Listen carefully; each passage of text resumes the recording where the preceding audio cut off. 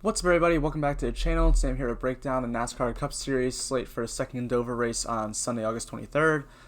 This is the last race of the weekend. We had Cup race and Xfinity Series race yesterday, and we got both of them again today as well. If you want to go check out the Xfinity Series video, you should go do that right now. The race hasn't already happened, so be sure to go check out all that as well. If you want to, before we get into the video, make sure to leave a like on the video, subscribe to the channel, leave a comment, turn on notification bell. All those things really help me out, help me grow the channel a ton. If you want to get into more of my content, you can subscribe to my Patreon for only $10 a month. For only $10 a month for all three series combined, you're going to get a cheat sheet with projections with all the stats you need to know. You're going to get a daily article. You're going to get salary tier rankings, and you're going to get a cash core. So be sure to check out all that stuff for only $10 a month. I'll put the link in the description below, and I'll put my social media links in the description below as well. Let's get into the drivers. Today's a race. I hate these. I hate these inverted races. They just suck, man. They're just not the races that you want to get into, in my opinion, to play a ton for GPP. It's just all these players, like, look, 17, 19, 16, 20, 12 even, 18. They're all 21. They're all drivers starting farther in the back that everyone's just going to play. The chalk's going to hit today because they're all the good drivers, unless they all wreck out for who knows why. They're all good plays, and they're all going to hit. So, to get different, it's really tough on today's slate, but be sure to just pay attention to who you're playing. It's hard cash day. I wouldn't play cash. I wouldn't play a ton of GPPs. For these days, I really only play just one single entry lineup, and that's really about it. Kevin Harvick starts 17th. Been dominant here. Best average finish at Dover, best average finish at short tracks, best average finish at steep tracks. Starts 17th, led a ton of laps already this year. Been absolutely dominant. Finished 4th yesterday, and they even said at the end of the race that they had found something that was wrong with the car. So the car wasn't even at its peak speed yesterday, and it finished 4th. So yeah, honestly, I know that Denny Hamlin won yesterday, but I think Harvick's my favorite today to win.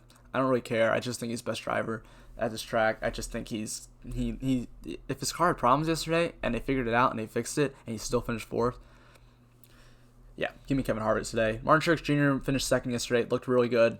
Nothing to say against him. Great average finish at Dover. 2nd best at Dover. 3rd best at short tracks. 5th best at steep tracks. Looks great. Chase Elliott, another one. Looks great.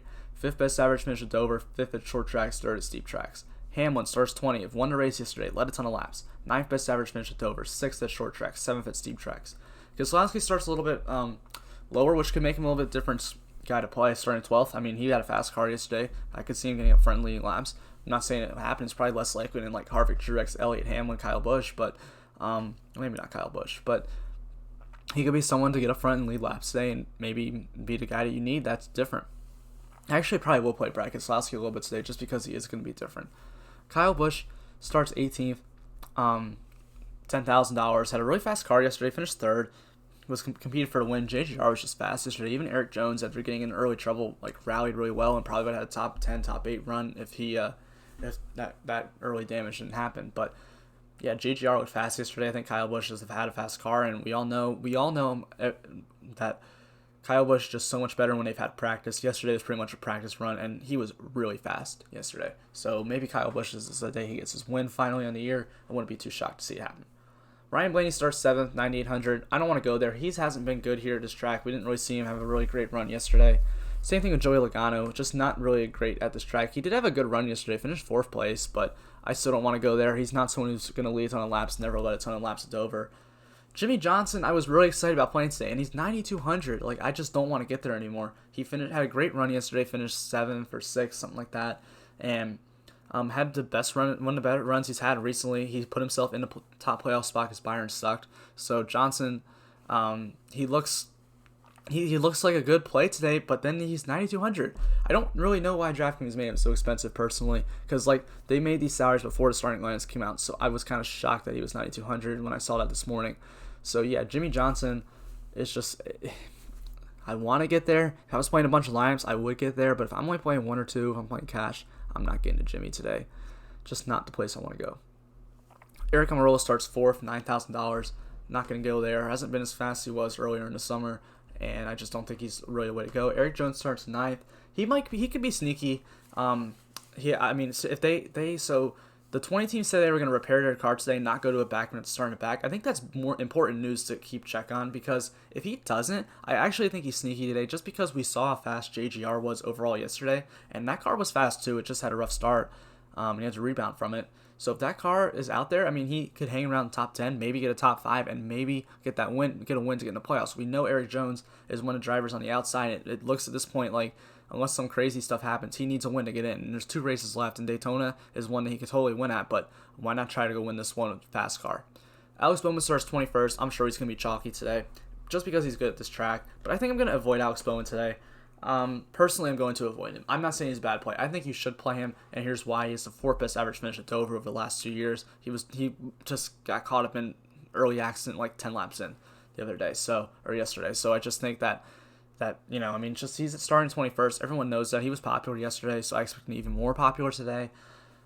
Looks like a solid option, but I think I'm going to avoid him. I think and if you're playing GPPs, there's definitely ways to avoid him. Bowman really hasn't been that good this year, like recently. Hendrick as a whole hasn't been fast. They just have not been running well. And, I mean, Bowman isn't like in any sense of urgency to get wins or anything. So I think he'll just ride around, maybe have a top 10 run, maybe. It could be a solid option, but not someone I want to get to. I'd rather play Kurt Busch starting 28th.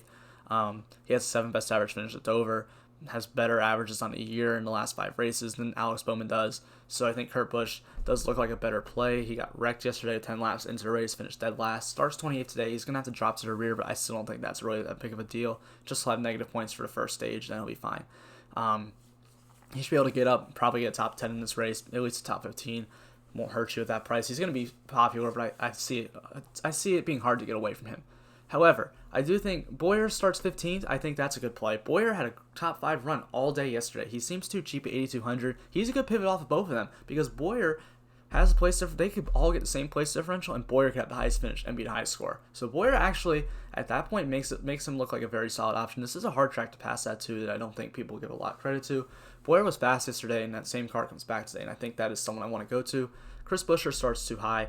William Byron's also another pivot off those guys, off of Bowman and Kurt Busch, because I just don't think people are going to play them as much, and you're going to have to get a little bit cheaper if you want to play some of those top guys. So Byron starts 23rd, $7,700, I think is a solid option today. I think he was actually a pretty fast car today. It just made some mistakes, and in pit strategy, and it cost him. It gave him a bad finish, knocked him out of the playoffs. They're 2 points out now. Need to get a good finish to get back into it. I'd like him at 7,700, starting 23rd. He can get you a top 10, possibly, but more than likely a top 15 is probably in the cards for him. 8th best average finish at Dover for the last 2 years. So I think Byron looks good today. Michael McDowell, I usually like starting 25th, but he's just too expensive. I'd rather just pay $200 more for Byron and better equipment personally.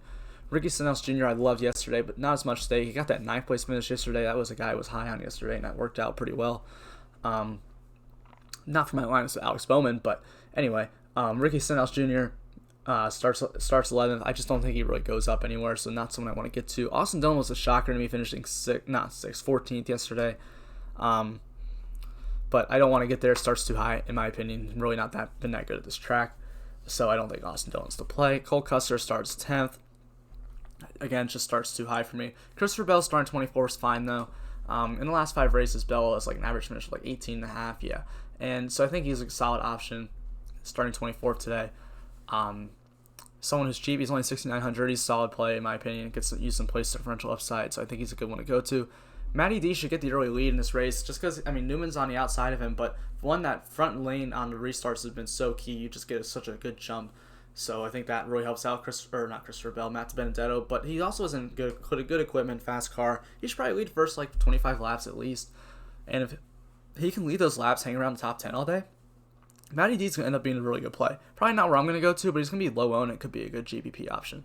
Ryan Newman, not going to play him. Tyler Reddick, not going to play him. Honestly, Matt Kenseth, not going to get there either. Same thing with John Hunter Nemechek. But I think Bubba's not terrible. I mean, he didn't look good yesterday, but I think Bubba has better chance to get like a top 20, top 18, and he's only 6,000, so probably someone I do want to get some exposure to is Bubba Wallace.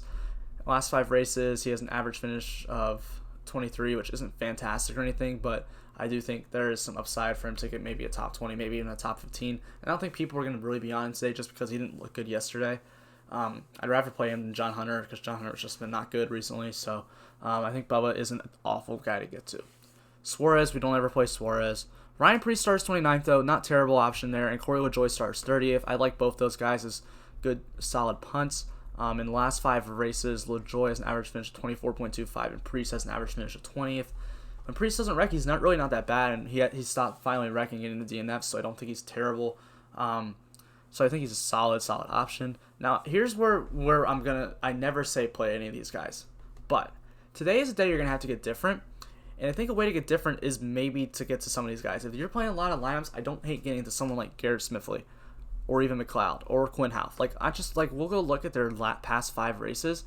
Like Quinn Houff, an average finish, I know it's Quinn Houff and he sucks, but an average finish of 29.6, and he's the cheapest guy in the slate. It's not going to be huge value or anything, but he's not a terrible option. You know what? I'm surprised that's not there. Even McLeod hasn't run in the last. There you go. See, McLeod isn't good. 39th average finish. But so I think probably even a JJ Yaley or a Timmy or with a 25.4 average finish in the last 5 at 5,200 starting 32nd. These are the guys that are going to be different for you today that may be decent options to get to. So if you want to go for deep punts, I would say Houff and Yaley are the 2 to go to, just because Houff is the bare minimum. If you play Quinn Houff, Priest, and Bubba, you're gonna have so much salary for all these top guys. And I think that is going to be a different build than a lot of people do. So I think that is not a terrible way to go. But that's really all I got to say in this video. I hope you guys really enjoyed watching this. I hope you guys have a great weekend of watching NASCAR, and I hope you guys make some money on the slate. Make sure to check out the Xfinity Series video if you have not already. But yeah, I think that's really all I got to say. Thank you guys for watching.